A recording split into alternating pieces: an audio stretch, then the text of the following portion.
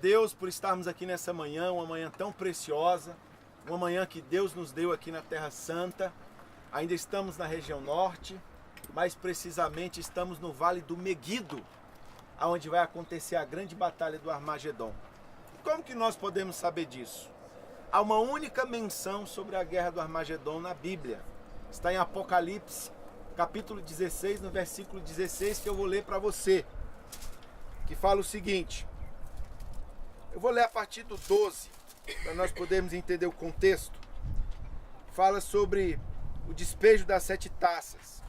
E diz o seguinte: o 6º anjo despejou a sua taça sobre o grande rio Eufrates. A água do rio secou de modo que ficou livre o caminho para a invasão dos reis do Oriente. Então vi da boca do dragão, da boca da fera, da boca do falso profeta saírem 3 espíritos imundos semelhantes a sapos. São espíritos demoníacos que realizam sinais. Estes se dirigiram a todos os reis da terra para se reunir para a guerra do grande dia do Deus Todo-Poderoso. Então, os reis foram reunidos no lugar que em hebraico se chama Armagedon. Nós temos essa referência bíblica sobre esse lugar, aonde a Bíblia fala que os reis da terra seriam iludidos, seriam enganados por sinais demoníacos para se unir numa batalha contra Deus. Olha só que coisa. Há muitos anos atrás, eu me converti. Eu sou crente das antigas. Quando eu me converti, o Mar Morto estava só doentinho. E há uns anos atrás, quando eu me converti, também os mais antigos aqui na fé vão lembrar um pouco disso. A batalha da igreja era contra, o catolicismo, a idolatria. Nós da igreja queríamos falar tanto para as pessoas como o catolicismo era nocivo, como o catolicismo veio desde o século IV enganando muitos cristãos, E essa foi uma das bandeiras que os crentes levantaram durante muito tempo. Depois nós entramos num tempo de falar contra a cultura afro. Não contra a cultura afro em si, mas contra as religiões afro, que traziam de si aquele peso do feitiço, da macumba, de tanta coisa ruim, Aliás, o negócio é tão feio que se chama macumba. Se fosse bom, ia ser boa cumba. Mas aquela coisa de fazer trabalho de amarração, de o marido deixar a mulher, aquela coisa toda, isso ali a igreja foi uma bandeira que a igreja levantou muito forte. E hoje, de algum tempo para cá, eu tenho visto como a igreja tem deixado uma das suas bandeiras, que foi sempre uma bandeira da igreja que seguiu-se. De um lado se falava muito contra essas coisas, e de outro lado se falava muito da volta de Jesus, do grande dia. Havia na igreja essa bandeira de falar da volta de Cristo, de como ele romperia os céus, de como ele voltaria triunfante no seu cavalo branco. Na coxa dele iria estar escrito Rei dos Reis e Senhor dos Senhores, e a igreja voltaria com ele para cumprir o que está em Apocalipse, e um dos cumprimentos era estar aqui, na batalha do Armagedon. Mas eu quero atentar algo para você aqui nessa manhã, algo que o Espírito Santo me chama a atenção, eu falo pelo Espírito aqui, de algo que está entre as bandeiras que a igreja pregava, a luta contra a idolatria, a luta contra a feitiçaria, a volta de Jesus, que eram bandeiras da igreja, e o que está acontecendo hoje na igreja. Se nós formos analisar, a igreja hoje ela não tem mais nenhuma bandeira. Ela não prega mais fortemente contra algo, mas também ela não tem a bandeira da volta de Jesus. Ela não fala mais tanto sobre a volta de Jesus. O que nós vemos de um lado hoje é a igreja sem um inimigo aparente. Na verdade, a igreja hoje tem se tornado, em alguns aspectos, eu confesso que eu não estou aqui falando de denominação A, de denominação B, eu estou fazendo uma análise do corpo de Cristo. Nós temos nos tornado muito amigos do mundo. E até a nossa mensagem dentro da igreja não é mais uma mensagem contra algo de pecado, contra algo que ofende o coração de Deus. Não. A nossa pregação hoje é: venha para cá, aqui tem bênção, aqui tem vitória, né? Aqui você vai vencer a dificuldade financeira, que tem sido um dos grandes baluartes da igreja evangélica brasileira, pregar prosperidade. Eu não estou falando aqui que Deus não prospera, eu não estou falando isso. Eu não estou falando aqui que Deus não abençoa. Eu seria estúpido em falar isso, porque João 10,10 diz que Jesus veio para nos dar vida e vida em abundância. E uma das coisas que faz parte dessa vida abundante é a felicidade material mesmo. E a gente não precisa ser bilionário. Deus vai fazer alguns, lógico que ele precisa de bilionário, ele precisa de milionários, ele precisa de gente para sustentar a obra, de gente para contribuir. Mas essa expectativa falsa que a igreja tem criado em todo mundo. É tipo assim: se você vir para cá, você vai ser rico. Se você vir para cá, você vai vencer a doença. E eu não estou dizendo que Deus também não cura, porque Jesus morreu na cruz e levou as nossas dores, os nossos pecados. Mas ele não levou sobre ele só dores e pecados. Ele levou nossas maldições, ele levou nosso fracasso, ele levou tudo. Quando nós recebemos Jesus, realmente nós temos um pacote de bênção. Mas não é só isso que se resume a vida cristã, e hoje a igreja tem se resumido muito só nisso. Venha para a igreja, você vai ser curado, você vai ser abençoado, você vai ser próspero, seu casamento vai ser restaurado. Eu tenho escutado muito essa expressão, os sonhos de Deus na sua vida, né? Você tem o seu... Aliás, perdão, não é nem os sonhos de Deus, porque os sonhos de Deus são bons. É os nossos sonhos, né? Deus vai realizar os teus sonhos. Deus vai realizar os teus sonhos. A gente tem escutado muito isso na igreja.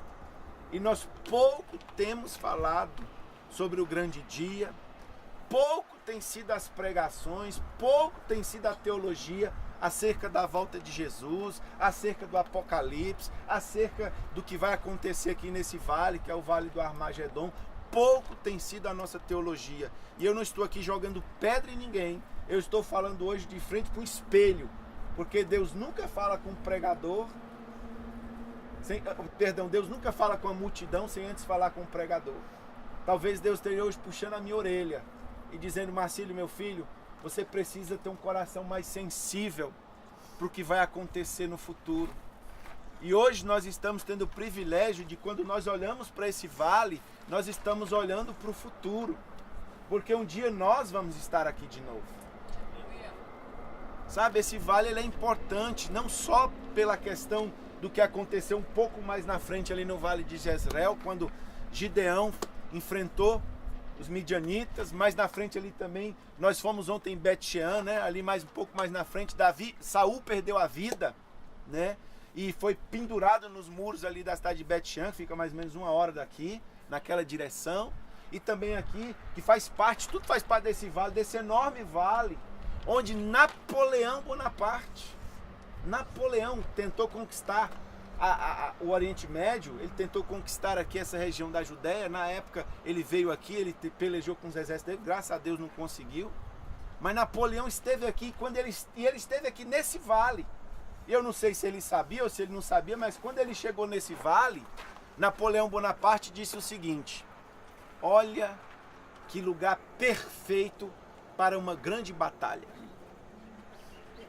O cara já estava de olho na batalha, era um estrategista, era um guerreiro. Napoleão Bonaparte sabia disso, que esse lugar era perfeito. Sabe por que ele é perfeito? Porque foi o lugar que Deus escolheu para ser travada a última grande batalha. Mas o que você está falando, Marcílio? Você falou de bandeiras, você falou da volta de Jesus, está falando do vale. Como que você conecta essas coisas? Eu vou te dar uma chave agora, que está no próprio livro de Apocalipse que nós lemos. A Bíblia diz que o 6º anjo vai vir derramar o flagelo. E o flagelo é um espírito imundo que sai da boca. Nós estamos falando de palavras, de informação. Hoje o maior commodity do mundo é a informação. as empresas querem saber quem são os consumidores, os políticos querem saber quem são os eleitores, há pesquisas, há monitoramento de aplicativos no celular, há perfis em redes sociais para descobrir hoje informação que tem sido um dos maiores valores, uma das maiores chaves hoje da humanidade tem sido a informação. E a Bíblia fala que esse anjo vai vir soltar o flagelo e vai sair da boca do falso profeta, da besta e do dragão, da boca deles, um engano para que os reis da terra se juntem. Eles vão ser enganados para lutar contra Deus aqui no Vale do Armagedon. E sabe o que é que vai acontecer? Lembra quando eu falei que há 20 anos atrás eu vi a igreja muito convicta, pregando contra a idolatria, pregando contra o pecado, pregando contra a feitiçaria? E eu não estou dizendo que é errado a igreja não ser amorosa, mas a igreja antiga batia forte nessas coisas e sem deixar de ser amorosa. E isso produziu um efeito de cristãos moralmente saudáveis. E hoje não, hoje a gente vê essa coisa, né, do politicamente correto, aonde a gente vê o cantor gospel abraçado com o padre, aonde a gente vê o cristão, o crente postando coisa de católico e dizendo assim, não, somos todos irmãos. A coisa do politicamente correto tem jogado os valores de Deus pela privada abaixo. Porque há um espírito de engano nascendo no mundo. Agora, nessa era moderna de internet, de redes sociais, eu creio que esse sem dúvida nenhuma, a internet é a última grande ferramenta, o último grande alento da volta de Jesus. Porque há um espírito de engano nascendo. E eu há 20 anos atrás pensava assim, quando dizia que o anticristo viria e enganaria muitos, eu achava que era impossível ele enganar os verdadeiros cristãos. Eu achava que era difícil. Não, um cristão verdadeiro prega contra pecado, prega contra idolatria, ele não vai cair nessa falácia do anticristo. Ele não vai se deixar enganar. Mas, olhando a igreja no contexto que nós vemos hoje, olha, eu lembro quando o Papa atual, o Papa, qual o nome dele? É o Francisco, teve no Brasil, o que tinha de crente nas redes sociais, curtindo, compartilhando, falando que o Papa era um homem humilde, falando que o Papa era uma pessoa de Deus. Falei, irmão, que asneira! Que asneira, irmão! Você nunca foi em Roma, não? Você nunca viu aquela idolatria? Você nunca viu aquele bando de imagem, aquele Papa beijando imagem, promovendo ídolos? E tá lá o cristão. Aí eu lembro que eu joguei um comentário na rede social e disse, meu Deus, como tem gente enganada. Como tem crente enganado. Rapaz, o pessoal dos meus irmãos, do meu convívio, sentaram pau em mim. Não julgue, não sei o quê. Quem é você? Vai falar mal do Papa, não sei o quê, não sei o quê. Irmão, eu não sou nada. Sem Jesus eu não sou nada. Mas uma coisa eu sei que eu não sou, é idólatra. Eu não sou nada, mas eu não sou idólatra. Eu posso dizer, idolatria é pecado. Seja ele papa, seja ele bispo, presidente, vice-deus, querubim, arcanjo. A Bíblia diz, se um anjo descer do céu e pregar um outro evangelho, que seja anátema, que seja maldição. Aí eu vou cair na onda de um papa? De um homem que foi colocado como o sacerdote máximo da igreja que matou Paulo, que matou os apóstolos, que matou tantos cristãos, que só foi se converter com Constantino 300 anos depois da morte de Jesus, que fez 300 anos matando cristãos, tentando acabar com a fé cristã, tentando acabar com o nome de Jesus. Aí vem Constantino no ano 325, 327, ali na batalha da Ponte Milvio, tem uma visão dos céus, diz que recebeu Jesus, E agora a igreja vai ser misturada com o Estado, e aí se monta todo tipo de heresia, porque se junta tudo que é religião pagã, se traz tudo para dentro do cristianismo, e ao longo dos séculos cria essa figura nefasta. Eu acho que no século V cria-se essa figura nefasta do Papa, que diz que é o homem que recebeu as chaves de Pedro, que é o sacerdote da igreja. Eu vou acreditar nessa bobagem, nessa balela? Eu vou me vender para essa... Ah, porque o Papa é um homem santo, um homem gente boa. Irmão, não existe isso. Para começar, a Bíblia nem tem esse nome Papa. Tem pastor, e diz que o pastor tem que ser casado e marido de uma só esposa. Eu vou deixar me corromper pelo politicamente correto? Não, irmãos. Eu tenho que estar de olho aqui, ó. No que vai acontecer aqui, ó. Nesse vale aqui, ó. É a volta de Jesus que vai acontecer aqui. E a Bíblia diz que todos os idólatras vão ficar de fora. Todos os feiticeiros vão ficar de fora. E nessa manhã, eu estou dizendo aqui, eu não quero jogar pedra em ninguém. Eu creio que Deus está falando comigo nessa manhã, para que eu possa voltar às práticas do primeiro amor, aos meus princípios, a deixar esse politicamente correto de lado, de ter cuidado, de vigiar. Irmãos, eu estava seguindo um padre aí, muito conhecido no Brasil, e eu estava curtindo as coisas dele. Fala coisas legais, fala coisas bacanas, né? Prega o amor e tal. E eu curtindo lá, curtindo, e depois eu me lembrei, gente, o que é que eu estou fazendo? Quando eu vi uma imagem dele beijando uma santa, gente, o que é que eu estou fazendo? Eu estou me deixando levar pelo espírito do engano que sai da boca de um falso profeta. E isso vai acontecer nos últimos dias. Isso vai acontecer. Ah, não tem falso profeta na igreja evangélica, não? Tá cheio. Mas Romanos 14:12 diz: cada um dará contas de si mesmo a Deus. E se você está aqui nessa manhã, eu quero te convidar a você tomar uma posição radical. Porque ser crente é ser radical. Porque Deus é radical. Ou é céu ou é inferno. Ou é luz ou é trevas. Ou é bênção ou é maldição. Não tem meio termo com Deus. Ou é salvo ou é não salvo. Ou é filho ou é criatura. Aleluia! Não tem purgatório. Purgatório foi inventado no século V ou no século VII, mas eu não lembro agora. Por essa mesma igreja que se diz única portadora do evangelho, que é a igreja católica, apostólica romana, que não reconhece nenhuma igreja cristã como fora dela como igreja de Jesus. E eu vou estar elogiando um papa que não reconhece uma igreja evangélica, porque ele nos chama de seita protestante? Uma igreja que os seus bispos e os seus arcebispos direto fazem documento escrachando e detonando com a igreja evangélica. Aí tá lá um bando de crente lá curtindo. Aí o Papa Francisco, aí ele é caridoso, aí ele é não sei o que. É o mesmo espírito de engano que vai agir quando sair da boca a informação do dragão, do falso profeta e da besta. E é um bando de besta que vai seguir esse negócio. E um bando de cristão enganado que vão ficar para trás, sabe por quê? Porque vai faltar a eles uma posição mais rígida. Porque nós estamos entrando numa época que o que vale é ser politicamente correto. Onde a gente não pode criticar nada. E o Brasil, depois de 13 anos de um governo de esquerda nefasto, proclamou isso de uma forma mais terrível. Onde a gente não pode nem falar mal de homossexualismo, porque ai tá julgando, ai tá não sei o quê.